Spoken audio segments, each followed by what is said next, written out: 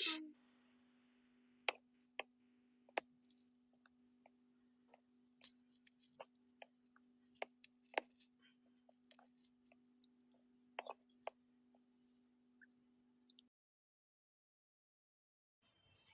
الورد حبايبي، ويلا مع بعض نعمل أجمل شوية بسكوت اقتصادي موفر جدا من بأقل تكلفة عندك، بدون بيض وبدون لبن وبدون سمنة وبدون زبدة. قد ايه هو جميل وطعمه حلو ولونه، وشايفين مخرفش ازاي ومقرمش، وكل حاجة فيه مميزاته كتير وتكلفته بسيطة. هتقومي تعمليه دلوقتي لأن مقاديره عندك كلها في البيت.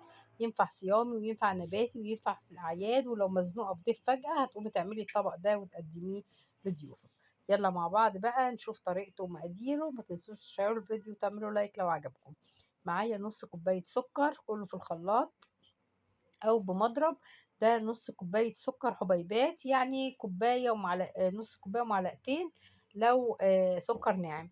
معايا كوباية الا ربع زيت، فيهم معلقة واحدة سمنة، يعني كلهم كوباية الا ربع.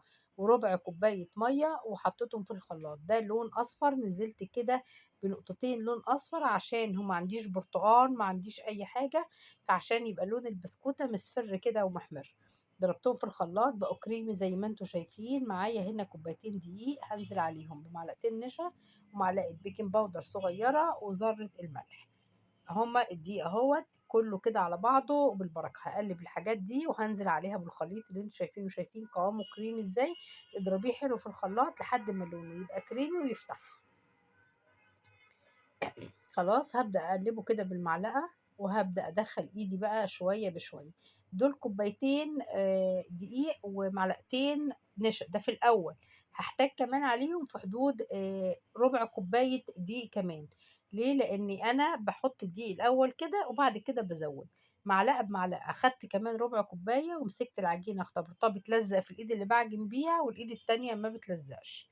ادي منظر عجينه، وشايفين زي عجينه البسكوت النشادر بالظبط.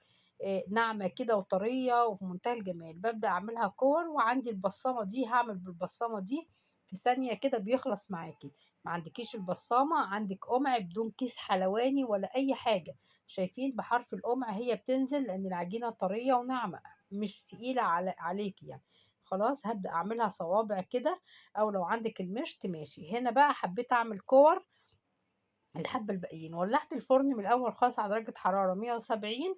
حطيتهم خدوا لون، احتاجت الشواية ثانية هادية كده في الآخر وخلاص. هنا كنت مسيحة شوية شوكولاتة حطاهم في الفرن برضه، عشان كده استخدمت طبق سلسين مدخلاه الفرن. ساحوا وحطيت عليها معلقة زيت، مكعب واحد شوكولاتة، وخدت الصوابع دي بعد ما طلعت، حتى أنا ما استنيتش تبرد، على طول ورا بعض وحطيتها. والكور دي حطيتها برضه في الشوكولاتة، وست حبة سادة وحبة شوكولاتة، فشكلهم حلو جدا. ده بديل للبيتي فور، اقتصادي وعملي وبالزيت وفي منتهى الجمال وناعم ومقرمش وفيه كل المميزات اللي انت ممكن تعمليها. منه بسكوت ومنه بيتي فور، حاجة حلوة صيامي للعيد. كل سنة وانتم